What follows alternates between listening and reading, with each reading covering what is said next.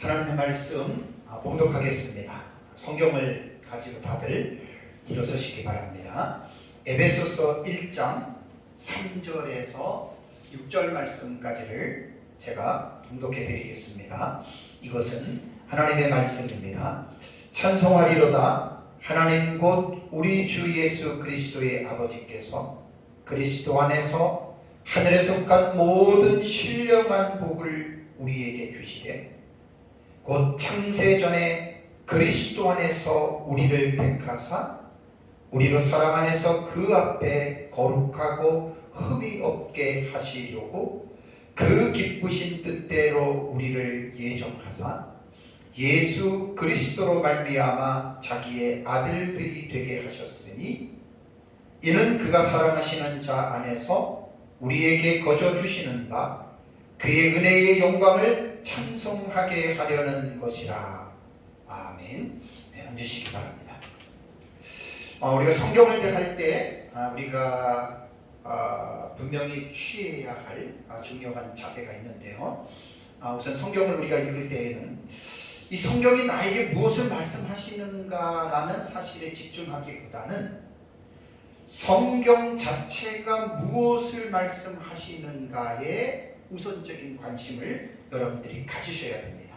많은 사람들이 성경이 무엇을 말씀하시는지에 대한 관심보다는 성경이 나에게 무엇을 말하고 있는지에 대한 관심이 사실상 더 큽니다. 근데 이것은 결코 올바른 태도는 아닙니다. 성경이 나에게 무엇을 말씀하시느냐는요, 여러분 2차적인 문제이고 그것은 개인의 주관적인 문제입니다. 그러니까 이것이 잘못됐다는 말은 아닌데 이러한 어떤 나에게 무슨 말씀을 하시느냐라기보다는 우리가 우선 해야 할 사실은 성경이 무엇을 말하느냐, 이게 여러분 우리에게 있어서 가장 중요한 관심이 되어야 된다고 하는 말입니다. 그래서 우리는 성경을 무엇보다 더 중요한 것은 이 성경이 어떠한 내용인지에 대한 하나님의 말씀을 아는 것이 여러분 우리에게 가장 이제 중요하다라고 하는 것 여러분들이 기억하시기 바랍니다. 지난주에는 제가 이제 에베소서 주예를 지난주부터 시작을 했습니다. 지난주에 제가 말씀을 드릴 때에 우리가 성경을 연구할 때에는 거시적인 방법과 미시적인 방법에 대해서 제가 말씀을 드렸습니다. 마치 숲을 볼 때에 숲 전체를 볼 때는 멀리 떨어져서 전체적인 윤곽을 우리가 봐야 되잖아요, 그렇죠? 그게 거시적인 방법이고, 그리고 나서 이제 숲 안에 있는 그 사물들 있잖아요. 그것들을 들어가서 자세하게 보는 것이 이것이 미시적인 방법이라고 했습니다. 그러니까 어떤 성경을 보더라도 우리가 성경을 공부할 때는 그걸 이제 개론이라고 하는데 개요라고도 하고요. 성경의 전체적인 내용이 무엇인지를 먼저 파악을 하고 그 다음에 이제 그 안에 들어가서 하나하나 우리가 성경을 샅샅이 우리가 이제 조사하면서 탐색하면서 여러분 우리가 공부를 해야 됩니다. 지난주 오전 예배에는 제가 서론적으로 에베소서가 어떤 책인지에 대해서 제가 여러분들에게 말씀을 드렸고요. 오후 예배에는 1장 1절에서 2절의 말씀을 가지고 이제 바울이 에베소 교회의 성도들과 그리스도 예수 안에 있는 신실한 자들에게 보낸 인사와 기원에 대한 이 말씀을 여러분들에게 전했습니다. 이번 시간은 에베소 3절부터 말씀을 보는데 3절에서 6절까지를 제가 오전에 말씀을 드리고 6절부터 14절은 제가 이제 오후에 말씀을 드립니다. 이제 3절에서 14절까지를 이제 2시간에 걸쳐서 제가 설교를 하는데 우선 이제 에베소서 3절에서 14절에 있는 내용을 잠깐 제 말씀을 드리면 3절에서 14절을 보면은 헬라어 원문에 보면은요, 여러분 놀랍게도 이 본문은 몇 가지의 문장으로 되어 있는지 아십니까? 한 문장으로 되어 있어요. 놀랄 일이죠, 그죠? 얼핏 보면 우리말 성경으로 여러분들이 3절에서 14절까지를 읽어보면 한 대충 3개 내지 4개 정도의 문장이 복합되었다라고 우리는 볼 수가 있잖아요. 근데 그렇지 않아요. 헬라어 원문을 보면은 한 문장입니다. 그래서 이제 헬라어 원문을 보면은 이제 맞춰지는 피리어드라 그러죠. 마침점을 딱 보면은 그 이제 내용이 어디서부터 어디까지가 내용이라는 걸 아는데, 제가 헬라 원문에 들어가서 쭉 봤더니 진짜 3절에서 14절에 피리어드가 딱 찍혀져 있고요. 그 중간중간에는 세미콜론이라고 하는 거 여러분 기억나시죠? 세미콜론. 중간중간에 쉼표 역할도 하면서 세미콜론이 상단부에, 오른쪽 상단부에 점이 하나 찍힌 것은 그 4번 상의 세미콜론이라고 하는데, 그 세미콜론은 뭐 쉼표의 역할도 하지만 어떤 특징이 있냐면 부연 설명을 하는 의미가 있습니다. 혹은 앞의 단락을 세부적으로 묘사하기 위해서 읽을 때 이제 히브리 학자들이 이제 그 아마 마서로 사본인가 거기에 있을 겁니다. 거기에 보면은 이제 그 세미콜론이라고 하는 그 부분을 딱 찍어놨어요. 그래서 계시록 20장 4절을 제가 A, B, C, D로 4개의 부문으로 분류하면서 이제 스테판 4번에 세미콜론이 제가 2군데가 있다고 말씀을 드렸잖아요. 3군데, 그죠? 그러니까 봤더니 진짜 이게 엄청나게 긴 문장이더라고요. 그래서 에베소서 1장 3절과 14절의 문장은 신약 성경에서 제일 긴 문장에 이게 해당이 됩니다. 자, 한 문장이 우리말로 이제 구절로 본다면 뭐 이전에는 이제 절과 장에 대한 구절이 없었지만, 그러나 이제 장과 절을 구분한 이유로 볼 때 우리말 성경으로는 한 문장이 12절로 구성이 되어져 있기 때문에 여러분 이건 정말 어렵습니다. 저도 얼마나 이게 어려운지 몰라요. 그래서 주경 신학자들의 이 내용 그들의 글들을 보니까 전문가들인 주경 신학자들조차도 에베소서가 헬라어 원문으로 볼 때 아주 어렵고 난해하다라고 이렇게 전문가들이 말을 했습니다. 그러니 뭐 저도 이제 그 에베소 설교를 하면서 저도 정신을 바짝 차리고 이제 이 본문을 제가 좀 공부를 좀 했습니다. 그래서 이 우리말로는 12절에 해당이 되는 이 한 문장이죠. 이 긴 문장으로 이루어진 내용이 이제 무엇을 말하고 있는지에 대해서 우리가 한번 오늘 오전과 오후 예배 시간을 통해서 한번 은혜를 함께 나누려고 합니다.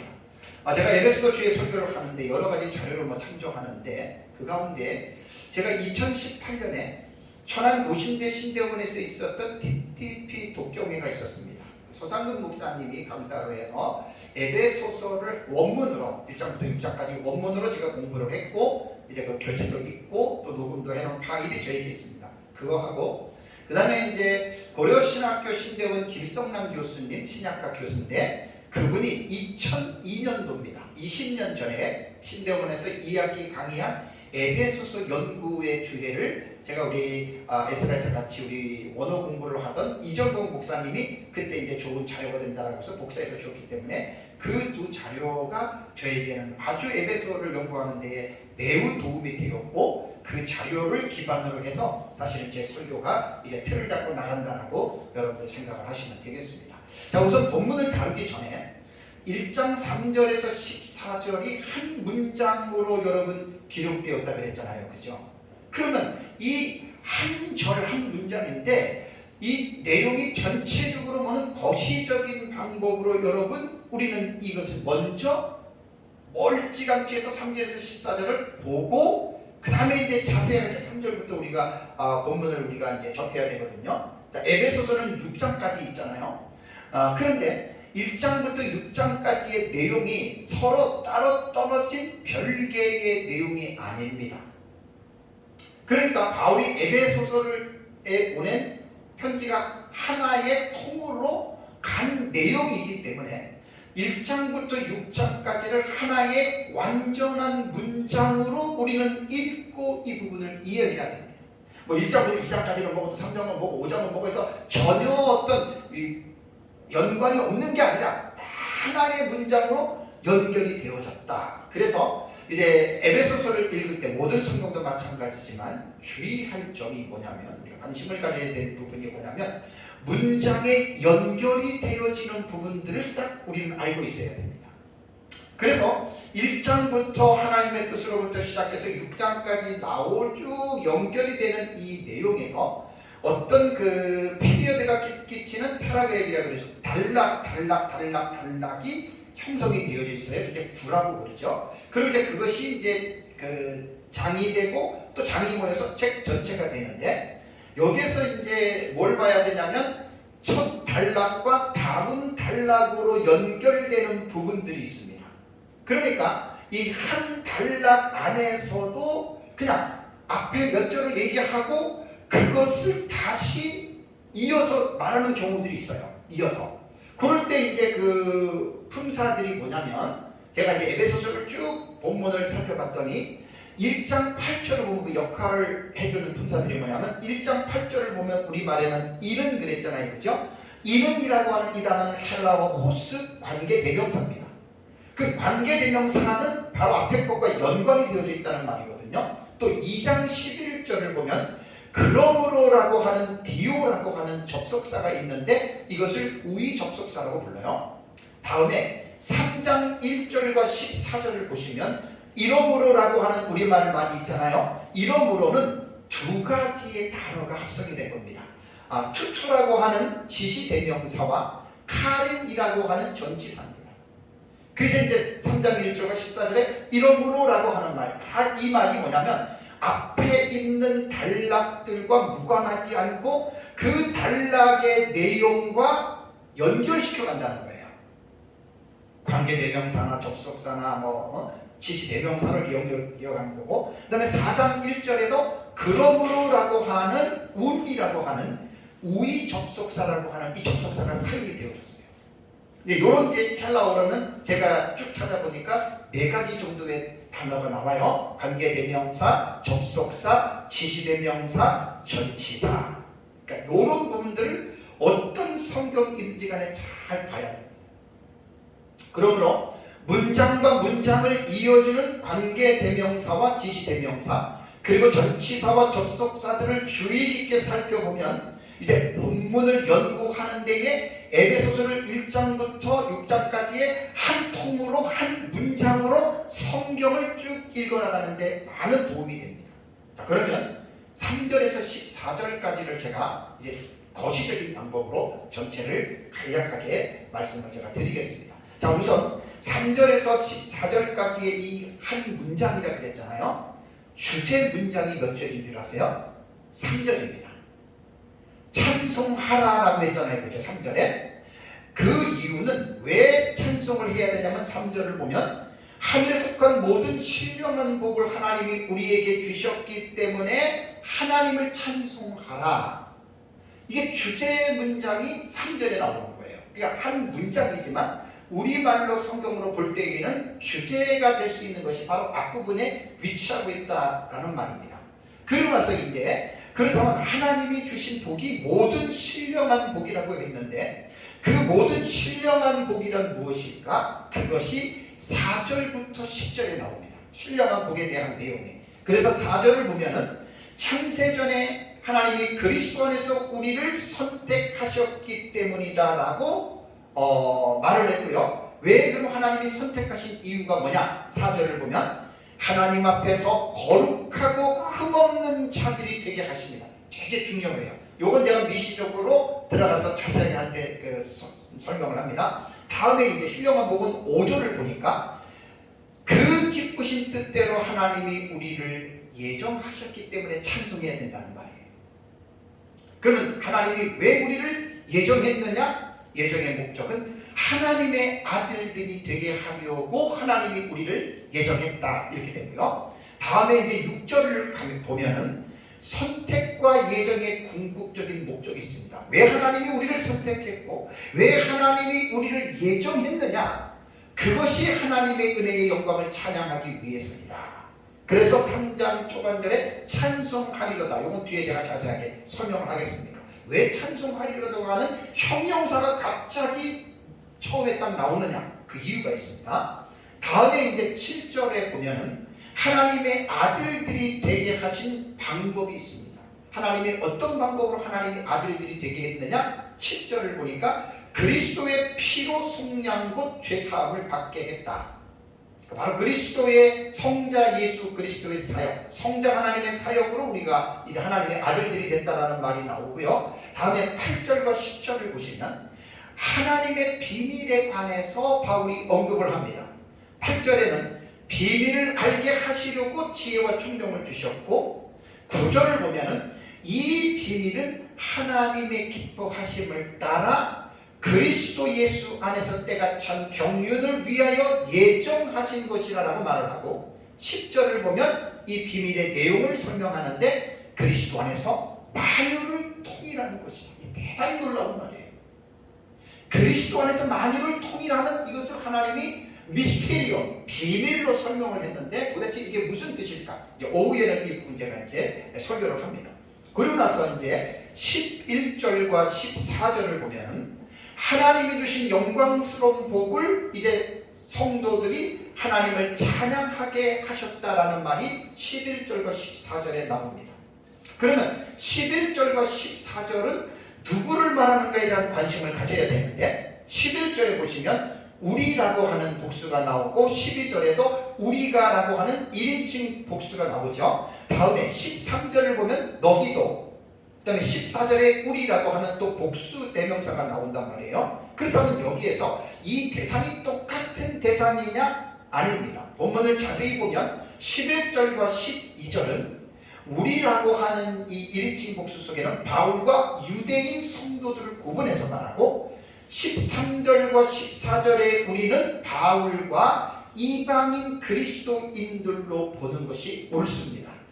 자세한 해석은 이제 오후에 설교할 때 이 부분은 제가 드리겠습니다. 그러면 우선 본 단락의 설교를 하기 전에 알아야 될 것 두 가지만 제가 강조할게요. 첫 번째는 뭐냐면 이 3절에서 14절까지는요, 성부 하나님을 중심으로 이 본문을 이해해야 됩니다.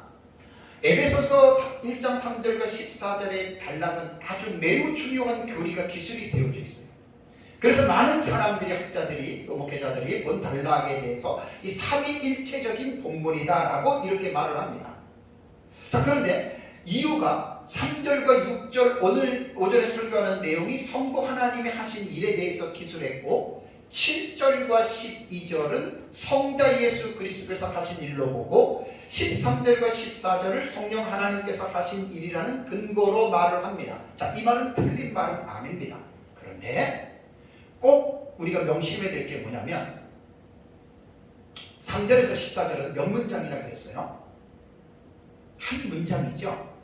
그러면 이 한 문장으로 이루어졌다는 것을 볼 때에 이 부분을 왜 우리가 이 부분의 지지를 받을 수가 없다라고 말을 하냐면, 본문의 주어가 성부 하나님입니다. 이게 되게 어려운 거예요. 3절에서 14절 12절의 총 주어가 뭐냐? 그게 성부 하나님이에요. 그러니까 삼위일체적이라고 보기보다는 성부 하나님 중심으로 이 3절과 14절을 여러분 우리는 읽어야 됩니다. 그래서 문장의 주어가 바로 성부 하나님이십니다. 그래서 성부 하나님이 주체가 되어서 주어의 역할을 하죠. 모든 신령한 복을 부여하고 있고, 그 다음에 성자 하나님과 성령 하나님은 그 일에 함께 동참하고 협력하고 있다라고 하는 사실입니다. 이것을 꼭 잊어버리면 안 됩니다. 그래서 삼위일체적으로 사역을 구분해서 보는 것은 괜찮아요. 그건 뭐 당연하게 그렇게 볼 수가 있는 내용인데, 그러나 삼위일체적으로 보지 말고 성부 하나님 중심적으로 보는 것이 가장 옳다라고 하는 말입니다. 자, 그러면 두 번째는 뭐냐면 그리스도 안에서라고 하는 이 단어가 에베소서에 많이 나온다 그랬죠, 그죠? 자, 여기에 보면은 그리스도 안에서라고 하는 단어가 또 나와요. 그리스도 안에서라고 하는 말은 헬라어로 엔 크리스토입니다. 엔 크리스토. 속격일 때 엔 크리스토, 주격일 때 엔 크리스토스 이렇게 나오는데, 이 엔 크리스토라고 하는 이 전치사 구문이거든요. 이 전치사 구문은 신약 성경 전체에서 196번이 나온다 그래요. 많이 나오는 거예요. 그런데 196번 속에서 그리스도 안에서라고 하는 이 표현은 바울 서신에서만 164번이 나옵니다. 그 바울 서신 가운데서도 에베소서 안에서 35회가 나옵니다. 와, 대단하죠? 그리고 특히 본 달라진 3절에서 14절인 송축 부분에서만 11번 나옵니다. 엔 크리스토스. 그래서 이 3절과 14절의 이 본문을 설명할 때 엔 크리스토라고 하는, 그리스도 안에서라고 하는 이 부분을 우리는 무시하면 안 된다고 하는 것이에요. 그러면 엔 크리스토스는, 엔 크리스토 혹은 엔 크리스토스는 사용된 문맥에 따라서 학자들이 약 3가지로 사용되었다라고 정리를 했습니다. 그러니까 참 저에게는 많은 도움이 돼요. 제가 이것을 일일이 다 연구를 실력이 없어서 못하는데 그 학자들의 도움이 많이 연구로 됩니다. 자, 세 번째, 엔 크리스토스의 세 번째 의미는, 첫 번째는 어떤 장소적인 영역입니다. 그러면 엔 크리스도, 그리스도 안에서라고 하는 말은 예수님께서 믿는 자들 안에, 그들 가운데, 혹은 그들 속입니다. 예수 그리스도께서 성도들 가운데 내주하신다라고 하는 첫 번째 의미가 있고, 두 번째는 엔 그리스도, 그리스도 안에서라고 하는 말은 그리스도와의 연합된 관계라는 말입니다. 속해 있다라고 하는 말입니다. 소유격이에요. 예수 그리스도에 속해 있다. 그러니까 장소적인 면과 그 다음에 연합의 의미, 다음에 세 번째는 도구나 수단의 의미로 이것을 보는 거예요. 근데 제가 이 책을 보면서 이게 좀 세 번째 의미가 낯설더라고요. 장소적인 개념에서 믿는 자들 안에 계시고 그 다음에 그리스도와 연합했다라고 하는 건 이해가 되는데, 세 번째 이 그리스도 안에서가 도구나 수단의 의미로 온다라고 하는 말은 제가 조금 낯설어서 이 부분을 조금 더 자세하게 좀 봤습니다. 그러니까 여기에서 이 도구로 본다라고 하는 말은 뭐냐면, 하나님께서는 예수 그리스도를 통해서 이제 구원을 이루시잖아요. 근데 그 구원을 이루시는데 성자 하나님인 예수 그리스도가 구원의 에이전트, 곧 대리자 역할을 한다는 거예요. 이게 참 놀랍더라고요. 그래서 다른 의미가 있어요.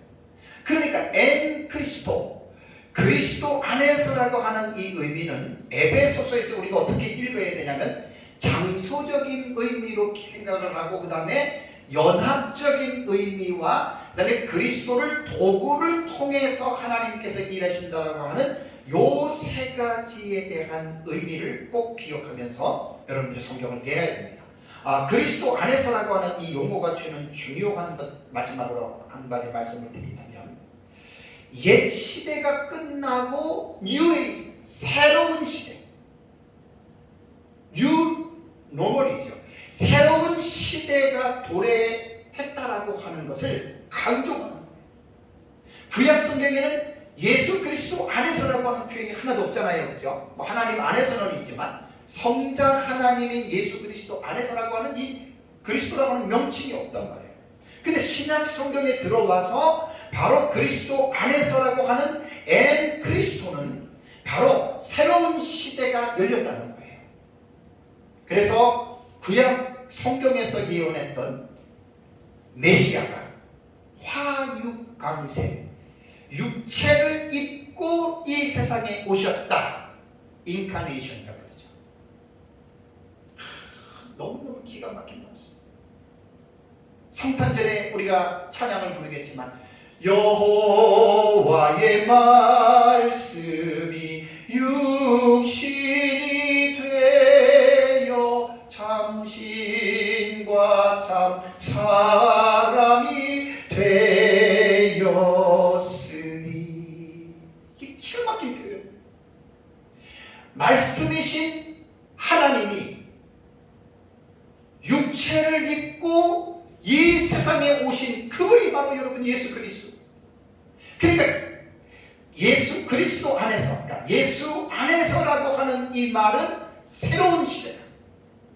예수 그리스도를 통해서 이제 새로운 시대가, 언약의 시대가 이제 이 땅에 이루어졌다라고 하는 이 말씀 속에서 그리스도 안에서라고 하는 이 용어가 주는 중요성을 여러분들은 생각해 볼 수가 있습니다. 자, 이제 본문의 내용을 살펴보겠습니다. 본문을 주의하겠습니다. 자, 본문의 단락의 주제가 되는 문장은 제가 3절이라고 그랬죠. 그죠? 3절을 보시면 찬송하리로다 하나님 곧 우리 주 예수 그리스도의 아버지께서 그리스도 안에서 하늘에 속한 모든 신령한 복을 우리에게 주시되라고 말을 했습니다. 자, 이게 주된 문장이라 그랬어요. 주제가 되는 문장이라 그랬어요. 그러니까 3절의 핵심은 뭐냐면 하나님은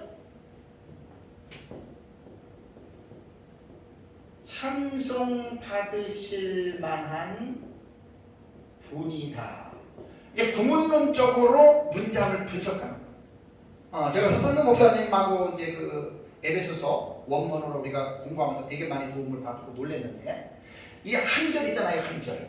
그러면 저도 지금 자세하게 파악이 안 되는데 3절의 핵심 내용은 하나님은 이라고 말을 할 때 이걸 주부라고 해요. 주부는 뭐냐면 주어 부분이라고 그러는 거거든요. 찬송을 받으실 만하다라고 하는 것은 수로 부분이 됩니다. 그 술부라고 이렇게 이야기를 해요. 그러면 구문론이라고 하는 것은 뭐냐면 지금 3절부터 14절에 있는 내용 자체를 구문을 분해하는 거예요. 근데 이게 되게 중요한데 참 저는 부끄럽게도 우리 30년 전에 우리가 뭐 신대원 졸업을 했는데 그때 공부할 때는 구문론 특별히 공부하는 사람들 외에는 이거 별로 가르치지 않았어요. 요즘에 계속해서 학문적인 발전이 있기 때문에 이런 부분들이 이제 공부하시는 분들, 이제 젊은 세대들은 많이 공부를 하는데, 뭐 우리 때는 옛날에 뭐 이런 거 특별하게 공부를 안 해놔가지고 나중에 이제 공부를 하면서 이 부분을 듣고 제가 많이 좀 도움을 받았고 때로는 충격을 받았습니다. 그러니까 3절에서 3절에서 지금 14절까지 내용을 보면은 다 이런 내용들이 이런 내용들 이렇게 구문론이라는 게 여러분 이렇게 들어가는 거예요. 이게 지금 말을 해도 잘 모르는데. 중요한 것은 하나님은 찬송 받으실 만한 분이시다라고 해서 4, 5, 6, 7, 8절이 전부 다 주구를 수식해주고 수로 부분을 수식해주는 이게 하나님의 말씀, 인간의 언어로 기록되었잖아요. 이거를 이렇게 구문론적으로 분해를 하는 거예요. 구약이든 신약이든. 근데 참 어려워요. 저도 사실 제 실력으로는 이거를 분별하기가 되게 저는 어렵게 생각합니다. 그래서 이거 공부를 하는 거죠. 이렇게 되는 거예요. 하나님은 찬송을 받으실 만한 분이시다라고 이제 나옵니다. 그러면 여기에서 찬송하리로다라고 하는 말은 헬라어로 율로케토스라고 하는 단어거든요. 이 율로케토스라고 하는 단어가 자칫 잘못하면 동사인 것처럼 생각하잖아요. 히브리어하고 헬라어 같은 경우는 이제 동사 문장에서 동사 앞에 딱 위치하는 경우들이 많은데 꼭 그렇다고 동사가 앞에 나오는 것은 아닙니다. 이 율로케토스라고 하는 이 단어는 형용사입니다. 형용사 주격 남성 단수에 해당이 됩니다. 그리고 여기 보면은 비동사가 생략이 되어 있습니다. 그래서 찬송하라라고 말하기보다는 찬송하리로다 그냥 이렇게 말을 한 거예요. 비동사가 생략이 되어서 이 찬송하리로다 히브리 헬라어 원문을 보면은 이 3절 보면 딱 제일 첫 번째 나오는 단어가 율로게토스입니다. 찬송하리로다라고 하는 말입니다. 그렇다면 왜 이 형용사가 갑자기 앞에서 주어나 동사나 이런 거를 제치고 형용사가 갑자기 앞에서 쫙 길을 들고 나섰느냐? 그것은 전에도 많이 말씀드렸지만 원문을 그렇게 헬라어 히브리어 보면은 맨 첫 번째 나오는 그 단어가 앞에 있을 때에는 그것이 뭐 주어나 동사나 그런 것이 아닌 경우에는 다른 내용이 딱 나올 때는 왜 나온다 그랬죠? 강조용법입니다. 히브리어에서는 동사의 태가 강조용법이라고 하는 동사태가 있는데 헬라어는 그게 아니에요. 그러니까 여기서 찬송하리로다라고 하는 형용사가 앞에 선 것은 이 내용을 강조하는 거예요. 아주 매우 이 찬송하라고 하는 것을 지금 강조하기 위해서 나오는 겁니다. 자, 이것이 우리가 마태복음 5장을 보면 산상수훈 나오잖아요. 우리 산상수훈 첫 번째 나오는 내용이 뭐죠? 팔복입니다.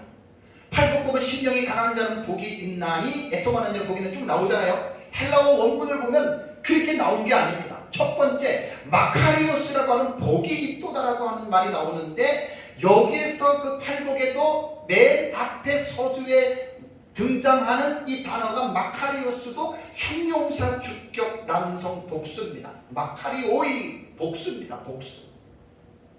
그러니까 바울이 오늘 에베소서 본 단락에서 첫 단어를 찬송하리로다라고 하는 이 율로게토스라고 하는 단어를 앞에 배열한 이유는 찬송하는 것을 강조하는 거예요. 강조. 되게 중요한 겁니다. 이게 이제 수로 부분에 해당이 되는 거지만 그래서 이거를 강조하는 거죠. 그렇다면 다음 문장들을 이제 쭉 밑으로 보면은 이제 찬송의 대상이 누구고 왜 찬송을 해야 하고 어떻게 찬송을 해야 하는지 본문에 나왔는데 이것이 구문론으로 볼 때 다 이렇게 수식이 되고 이렇게 되는 거예요. 너무 이게 아마 제일 어려울 거예요. 우리말로 12절이 한 문장이니 내가 이거 봐도 잘 모르겠더라고요. 봐도. 그래서 다시 이제 4년 전에 공부했던 걸 제가 이제 그 서목사님 강의를 또 이렇게 들어봤는데 이게 좀 어려워요. 어쨌든 이렇다라고 하는 것 여러분 꼭 기억을 해야 되고요. 그리고 3절에서 지금 6절까지 오늘 설교하는 이 내용은요. 이 어떤 방식으로 사도 바울이 기술을 했냐면 연역적 방법으로 기술을 했습니다. 자, 연역적 방법이라고 하는 말은 뭐냐면 어떤 명제에서 논리의 절차를 밟아서 결론으로 이끌어내는 것을 연역적 방법이라 그러고 반대가 되는 방법을 귀납적 방법이라 그래요. 자, 우리가 성경을 읽을 때 이러한 문법적인 문학적인 어떤 지식을 무시하고 성경을 읽는다? 여러분 그거는 아닙니다.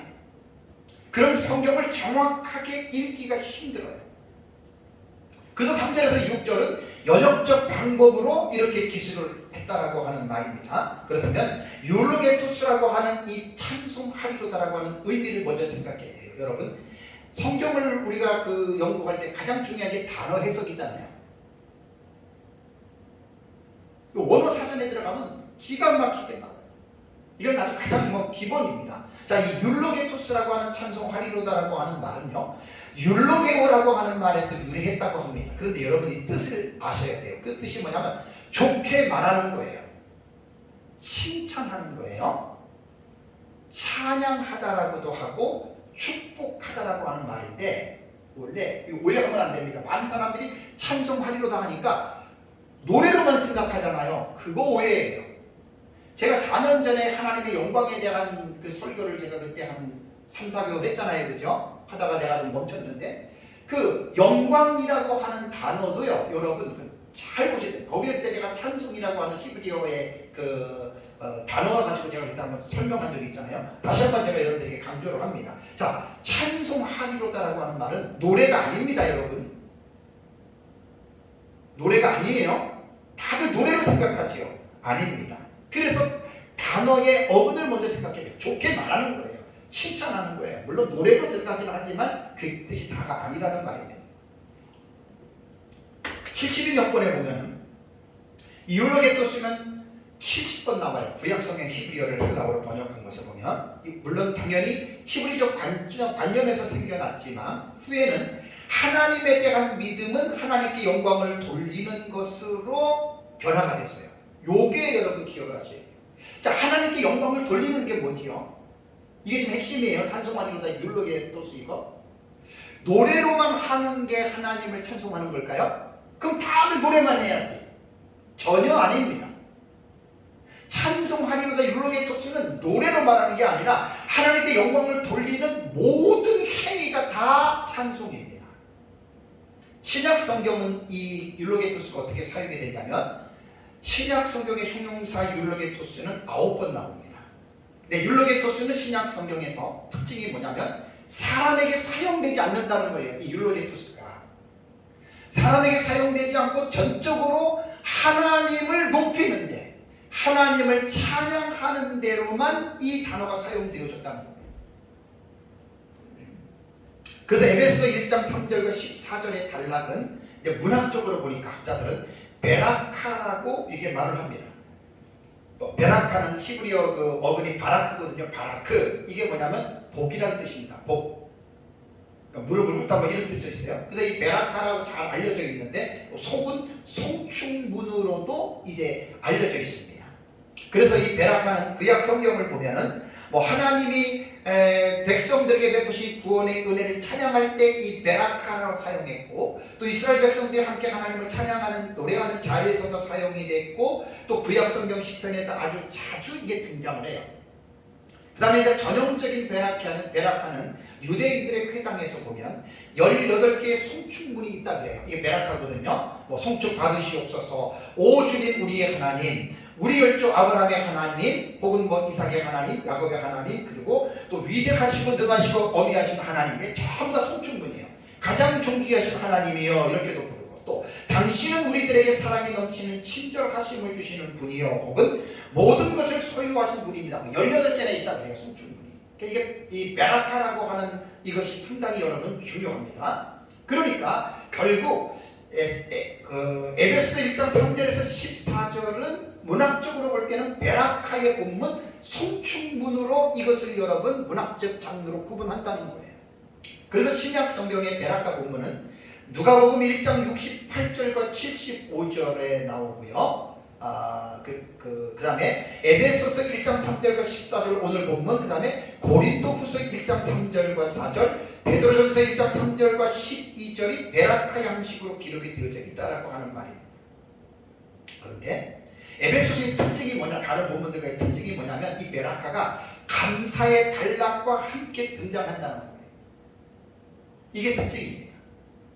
그래서 서신서에서 베라카와 감사의 단락이 함께, 그것도 서론부에 형성하는 것은 오직 에베소서뿐이라고 이야기를 해요. 지난주에 에베소는 어떤 책인가의 말씀을 드릴 때 바울 서신 중에 백미라 그랬죠. 서신서들의 여왕이라 그랬죠.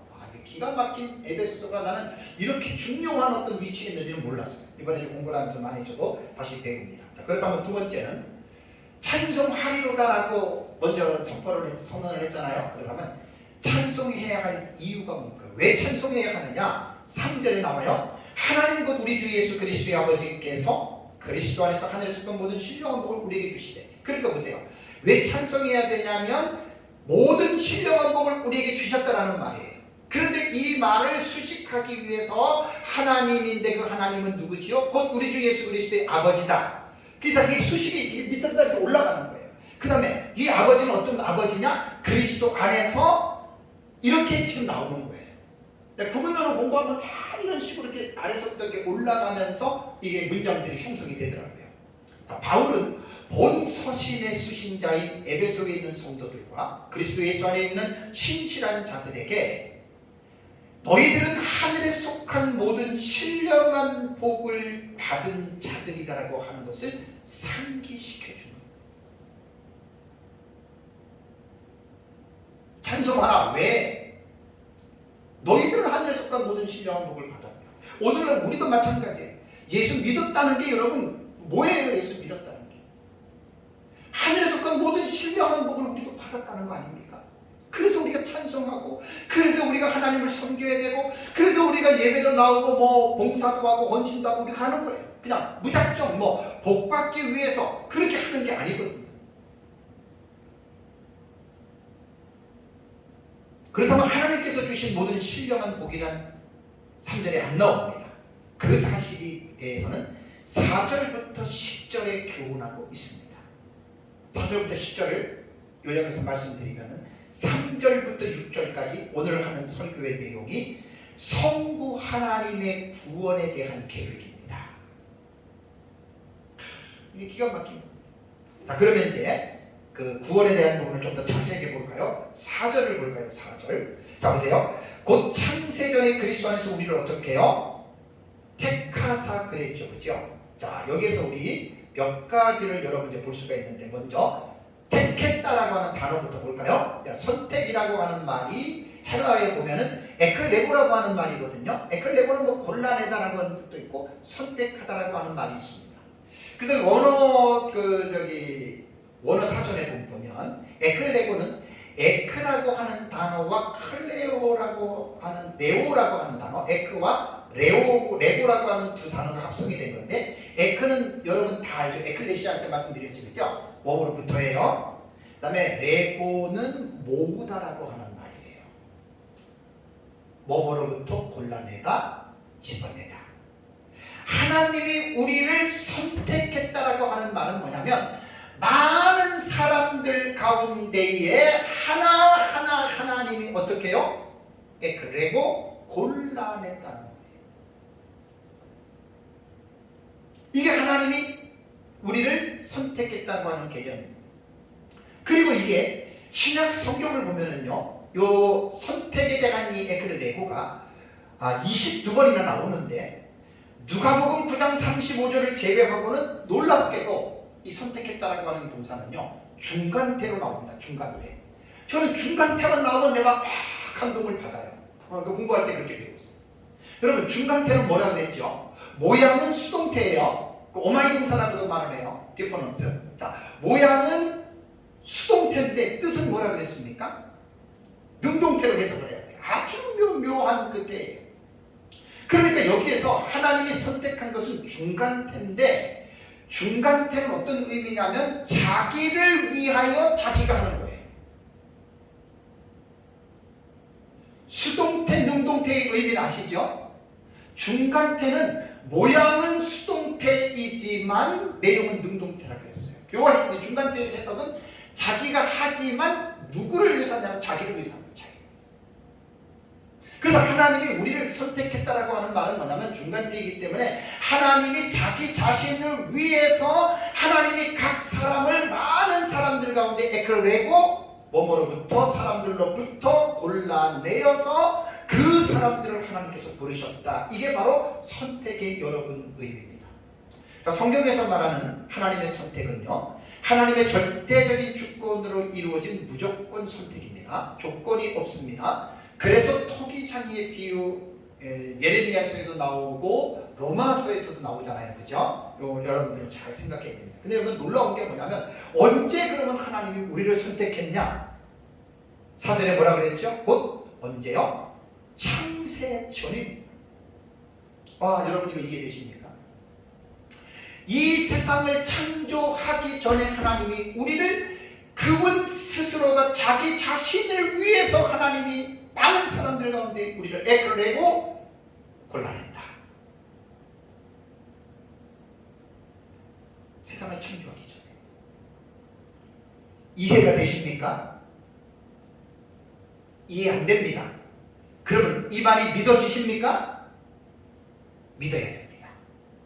성경은 우리의 이성을 이해를 충족시켜 주려고 기록한 것이 아니라 우리에게 믿음을 주시기 위하여 하나님의 말씀을 기록했기 때문에 우리는 성경을 볼 때 믿음으로 받아들여야 됩니다. 이 세상을 창조하시기 전에 우리를 택했는데 하나님이 어떤 방법 안에서 택한 줄 아십니까? 그 수단이 엔 그리스도예요. 그리스도 안에서 우리를 택했습니다. 그래서 이 에베소서 안에는 엔 그리스도 안에서는 서로 몇 번 나온다고 했잖아요. 이게 되게 중요한 의미예요. 그리스도 안에서. 그러니까 예수 그리스도 안에서 하나님이 우리를 선택했다라고 하는 거. 너무너무 중요합니다. 그럼 여기까지만 알고 끝나면 안 됩니다. 선택의 목적입니다. 이유입니다. 이게 되게 중요해요. 어떻게 보면 결과론적으로 볼 때, 목적론적으로 볼 때는 지금 선택의 이유, 이 목적을 분명하게 알아야 돼요. 4절을 다시 보세요. 우리를 택하사 그 다음에 뭐지요? 우리로 어떻게 해요? 사랑 안에서 그 앞에 거룩하고 흠이 없게 하시려고 하나님이 우리를 선택했다. 무의미한 선택이 아닙니다. 유의미한 선택입니다. 그것은 하나님이 우리를 구원했다면 우리가 하나님 앞에서 이 땅에 사는 동안에 거룩하고 흠이 없는 삶을 살아가게 하려고 하나님이 우리를 선택했다는 겁니다. 기복주의자들이 말하는 것처럼 먹고 마시고 돈, 출세, 명예 이런 걸 누리라고 하나님이 우리를 구원하신 것도 아니고, 신비주의자들이 말하는 것처럼 밤낮 보고 듣고 느끼고 환상 엑스타시를 체험하기 위해서 하나님 우리를 구원해 주신 게 아니라는 것입니다. 하나님 앞에서 거룩하고 흠이 없는 삶을 살아가게 하려고 에베소서 2장 10절에 가면은 모든 착한 일, 선한 일을 하게 하기 위하여 하나님이 우리를 그리스도 안에서 죄악 가운데에 하나님이 우리를 구원하셨다라고 하는 사실입니다.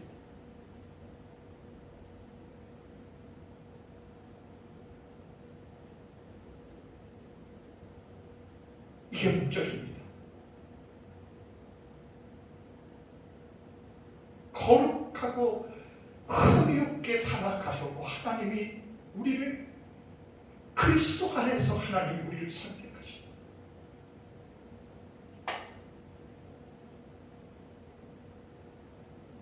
다른 목적 없습니다.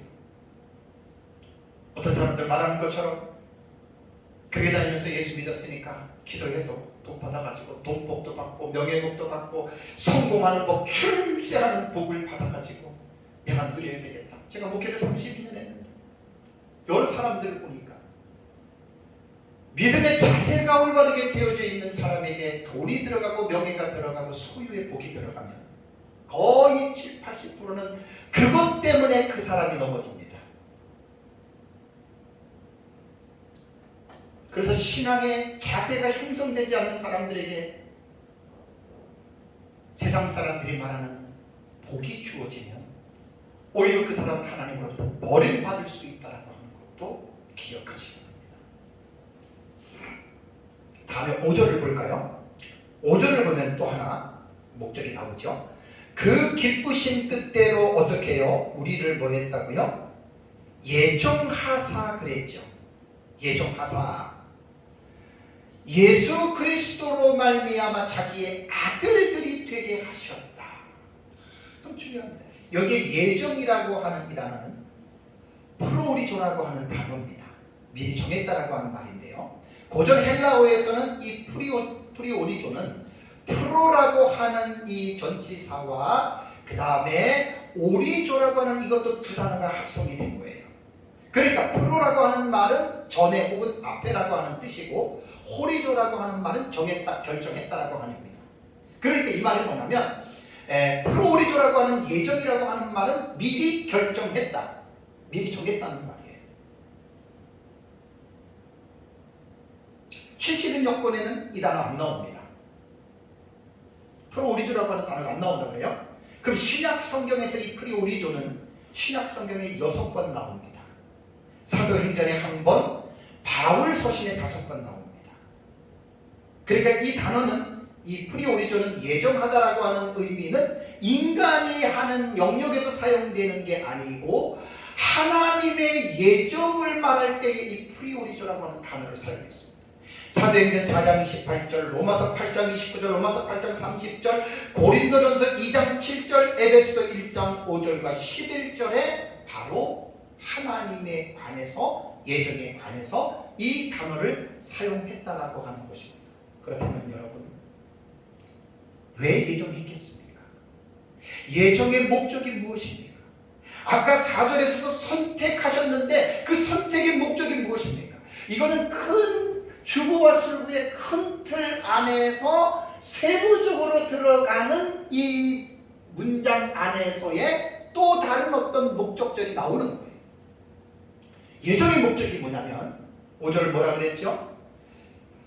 예수 그리스도로 말미암아 자기의 아들들이 되게 하셨으니 그랬습니다. 자기의 아들들이 되는 게 목적인데 수단이 뭐지요? 무엇을 통해서? 예수 그리스도로 말미암아.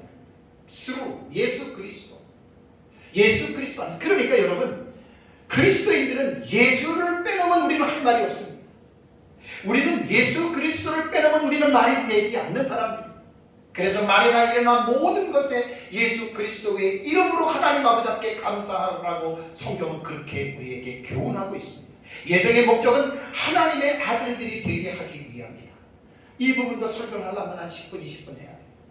원래 우리는 어떤 자녀였습니까? 우리는 죄인으로 태어났으면 하나님의 아들이 아니라 누구의 자식이에요? 마귀의 자식이에요.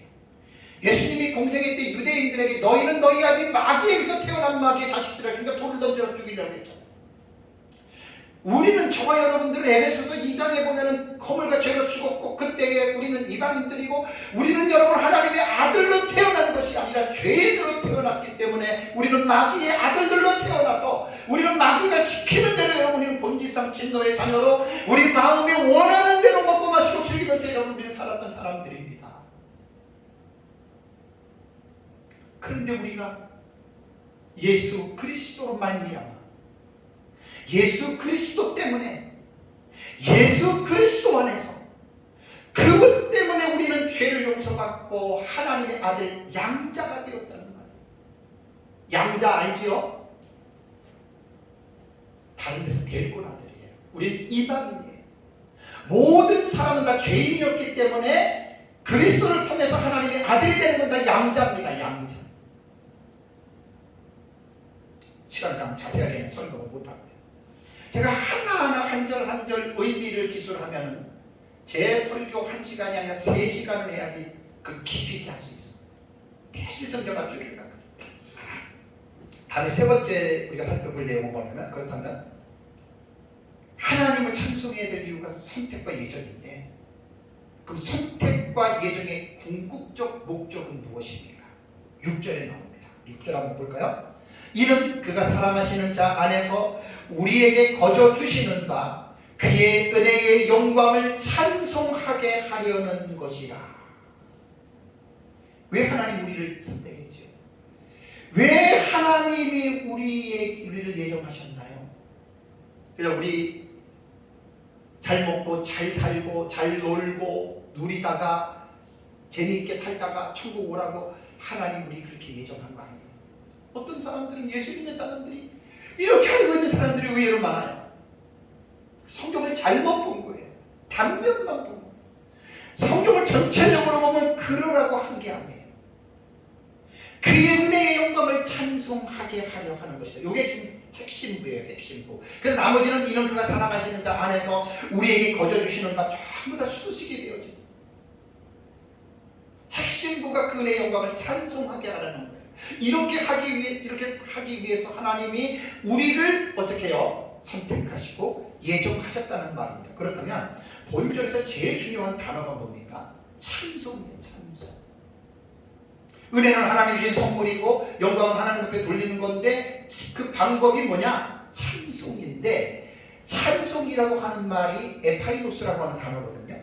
찬미, 찬양. 그럼 여러분, 이 찬송이라고 하는 말의 뜻에서 노래라고 하는 뜻은 없습니다. 원래 단어의 의미가. 제가 하나님의 영광을 한 그때 3, 4개월, 6개월 했어요. 6개월. 하나님의 영광에 대해서 시리즈로 쭉 6개월 하다가 제가 멈췄어요. 그때 할 때 히브리어의 찬송이라고 하는 의미, 여러분들에게 영광이라고 하는 의미 많이 설명해 줬어요. 그때 제가 말씀을 드렸던 건데, 다시 이번에 설교를 준비하면서 찬송이라고 하는 뜻을 다시 한번, 이걸 한번 우리가 각인해야 되겠다라고 하는 생각을 했습니다. 이 찬송이라고 하는 말이요, 그냥 에파이노스라고 하는 이 단어가 그냥 찬미, 찬양 이렇게만 나왔어요. 그러니까 대부분 사람들이 이 뜻을 노래로만 생각하고 있어요. 여러분, 전체 뜻은 노래가 아닙니다. 노래라고 하는 본래 의미는 히브리어나 헬라어에 다른 단어가 있습니다. 노래로 하나님 앞에 찬송하는 것은 다른 단어가 있어요. 히브리어나 헬라어는 다른 단어가 있어요. 지금 생각이 잘 안 나서 그러는데, 그래서 제가 성경을 연구할 때 원어에 대한 단어를 보면서 우리말로 번역되어진 의미를 제가 자꾸 봐요. 왜냐하면 우리말도 되게 어려워요. 여러분, 우리 한국 사람이 한국말 우리가 뜻도 모르고 쓰는 거예요. 어려운 말들이 너무 많아요. 자, 찬송이라고 하는 말을 제가 사전을 찾아봤어요. 자, 찬송이라고 하는 말은 뭐냐면요, 미덕을 기리고 칭찬한다는 거예요. 노래라고 하는 의미가 전혀 없습니다. 그냥 미덕을 기리고 너 잘했어 이거 찬송하는 거예요. 이게 우리말의 뜻이에요. 원래. 그래서 찬미라고 하는 말도 에파이노스로 번역을 하는데, 찬미라고 하는 우리말 뜻은 뭐냐면, 이건 뭐냐면 우리가 사용하는 단어의 의미를 먼저 우리가 한번 되새기고 한번 이 원문을 한번 우리가 들어가 보자는 거예요. 찬미라고 하는 이 단어는 아름답고 훌륭한 것을 기리어 칭송한다. 노래라는 원뜻이 없어요. 물론 넓게 보면 노래도 들어갈 수가 있어요. 왜? 이런 뜻을 담아간 노래를 하니까. 그러니까 우리가 말하는, 여기서 말하는 찬송이라고 하는 말은 노래를 여러분 생각하지 마시라는 거예요. 제 얘기는. 다음에 찬양이라고 하는 말이 있잖아요. 찬양이라고 하는 말도 뭐냐면 아름답고 훌륭함을 기리고 드러내는 거예요.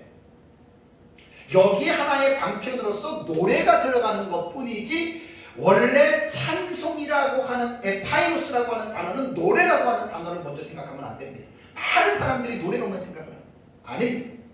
그래서 그의 업적을 찬송하다, 그의 업적을 찬양하다, 그 사람이 모든 사람들에게서 찬양을 받다라고 하는 말은 노래를 받는다는 게 아니라 그 사람이 훌륭한 것, 잘한 것, 칭찬받는 이런 것들을 말한다라고 하는 말입니다.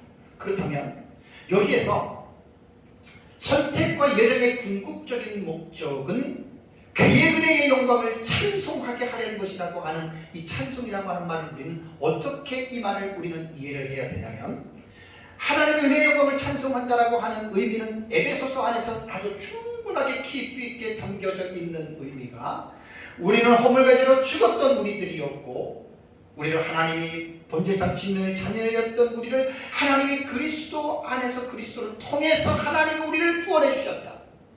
그래서 우리를 하나님의 아들들이 되게 하셨다. 이것을 찬송하라고 하는 말이 뭐냐면, 하나님이 우리에게 하셨던 일들을 드러내라는 거예요. 어떻게? 전도, 삶으로. 이게 원래 찬송의 1차적인 의미입니다. 그런 정도 확대한다면 노래하라는 말이 노래. 나 같은 죄인 하나님이 나 같은 죄인을 살리신 그분을 우리가 노래로서 그분을 칭찬하고 노래로서 우리가 그분을 업적을 드러내는 거잖아요.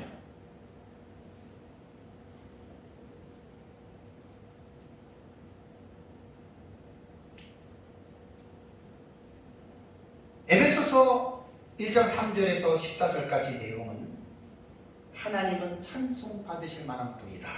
전체적으로는 제가 안 하고 3절과 6절의 중간적인 결론을 내린다면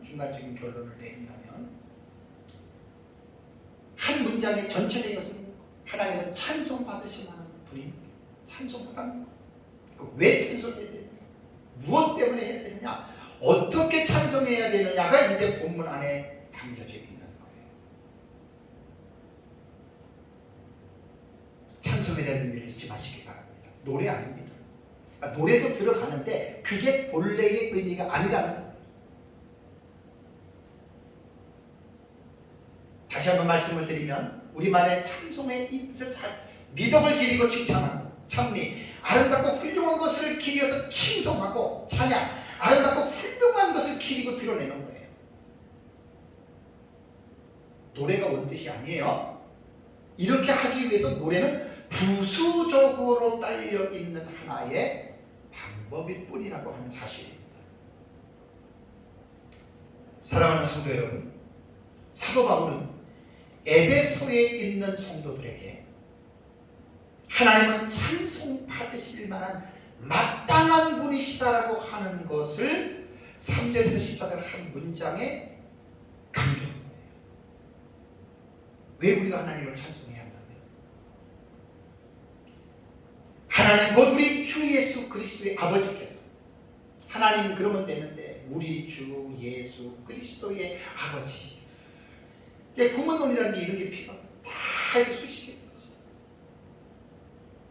그분이 바로 우리에게 하늘에 속한 모든 신령한 복을 주셨는데, 엔 그리스도 안에서 하나님이 우리에게 모든 신령한 복을 주셨다.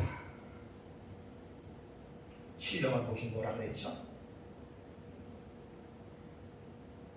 창세전에 그리스도 안에서 우리를 선택하신 복, 그리고 이것은 하나님이 기뻐하시는 마음의 뜻대로, 기뻐하시는 뜻대로 예정을 했는데, 그 내용은 하나님의 아들들이 되게 하기 위해서라고 하는 말입니다. 하나님의 아들들이 되게 하기 위해서 양자 삼으셨다는 거예요. 그건 예수 그리스도가 없으면 우리가 하나님의 아들이 될 수 없는, 그래서 하나님의 기쁘신 뜻대로 우리가 나를 하나님의 자녀로 삼아주세요 이런 요구나, 또 우리가 어떤 착한 일이나 공로가 있어서 된 게 아니라 그냥 하나님이 기뻐하시는 뜻대로 예수 그리스도로 말미암아 양자가 되어졌다. 그것이 이제 오후에 보면 7절에 예수 그리스도의 십자가의 피로써 하나님이 우리를 양자 삼았다고 하는 것이 핵심입니다. 그렇다면 하나님께서 왜 우리를 창세전에 선택하시고 예수 그리스도로 말미암아 자기의 아들들이 되도록 예정하셨을까? 궁극적인 목적은 찬양인데, 아까 제가 4절에서 여러분들에게 강조했던 것을 이번 설교 구문에서는 여러분들이 꼭 기억을 해야 됩니다. 4절에 하나님 앞에서 거룩하고 흠이 없는 삶을 살아가게 하기 위하여 하나님이 우리를 선택하고 예정했다라고 하는 이 말을 꼭 기억을 해야 됩니다. 거룩하고 흠이 없는 삶을 살아간다라고 하는 말은 뭐냐면 찬송하는 삶인데, 이 찬송은 노래가 노래로만 하는 것이 아니에요. 말과 행동을 통해서 우리의 모든 삶을, 전 삶이 우리가 하나님을 영광을 올려드리고 그분의 이름을 높이는 것이 바로 찬송이다. 이런 삶을 이 땅에 살아가는 날까지 승리하는 삶을 살아가시기를 주님의 이름으로 축복합니다. 다 같이 함께 기도하겠습니다.